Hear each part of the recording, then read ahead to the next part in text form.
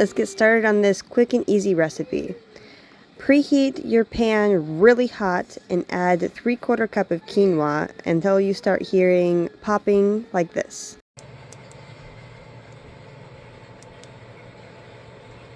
It is going to slow down before it is ready, just like popcorn. Then I'm going to melt some chocolate. I did a cup of chocolate with a little over a tablespoon of coconut oil and completely melted it down before adding my quinoa to the chocolate. Make sure that it's nice and well mixed. Then I'm going to put it in some chocolate bar molds and put it in the freezer until fully hardened. Like I said, this is a very quick and easy recipe and it tastes very good. Even my picky eater liked it.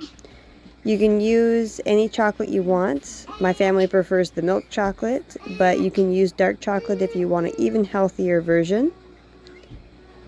You put it into the mold and it's super quick and easy, and it hardens so nicely in the freezer. It becomes a little bit softer if you leave it at room temperature, or it stays hard if you keep it in the fridge. Whatever you want.